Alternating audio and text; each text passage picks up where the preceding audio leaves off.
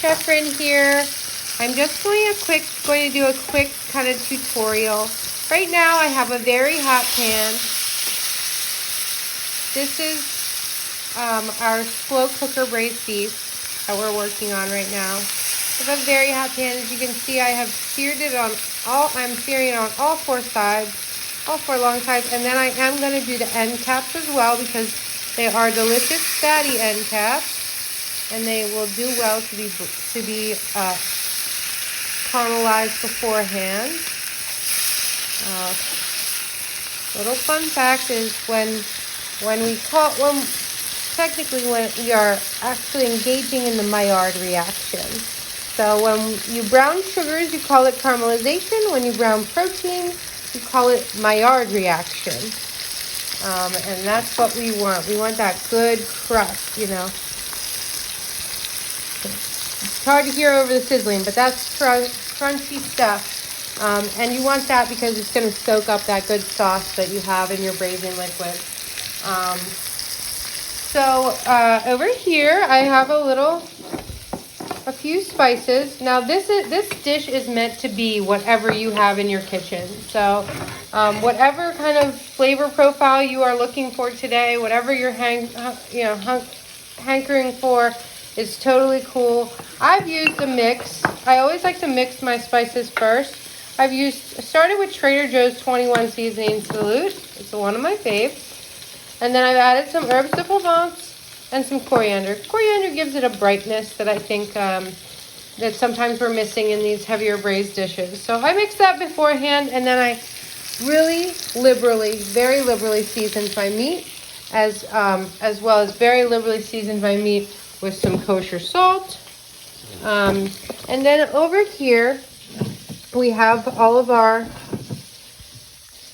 braising components. So I've just thrown in here whatever vegetables you have lying around are fine, especially for this part of the braising.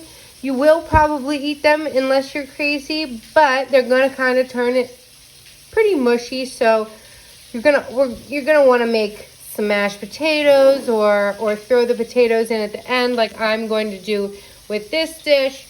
But so we've just got whatever.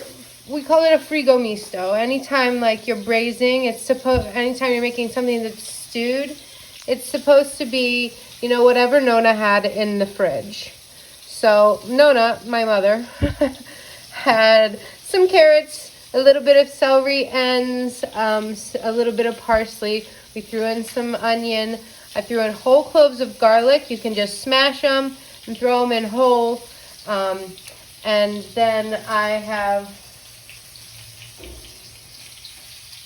Turn my meat off real quick. And then I've added balsamic vinegar,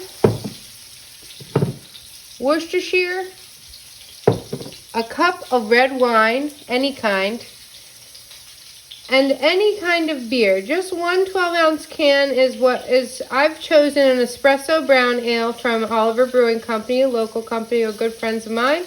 And that we're going to pour over the beef. So basically, as soon as our beef over here is finished, I'm just going to do those end caps real quick.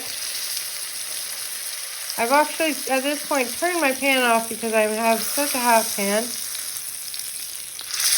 Those end caps. And then, once your beef is ready to go, you browned on all sides. Got a gorgeous Maillard all over this baby. Now, I don't expect you to be cooking for an army, but as you know, all Italians cannot cook for a small amount of food. So I'm going to put my piece of meat, I'm going to put my other one in, I'm going to pour my beer over, I'm going to thank God that I woke up today, and then we're going to put the lid on and walk away. And, you know, later we'll come back, we'll add some potatoes towards the end, just chop them up, add them in, get them good, nice, cook them in the stew. This is going to cook down so much that by the time you come back, your meat will be almost entirely submerged. And And you want to make sure that all the liquids, you know, almost all of the liquid remains. So if you find yourself, you come back and, oh, that looks like less liquid, add a cup of water, 2 cups of water. You're not gonna overdo it. You really want this meat to get tender, so you really want to braise.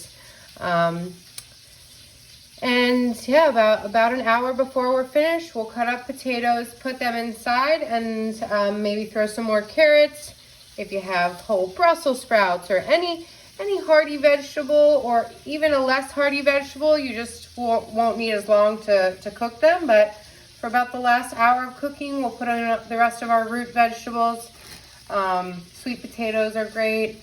And then in about an hour after that, we'll have our meal, and we, you know, can enjoy a meal that only took, you know, 20 minutes to prep. And, but is fit to serve to a king.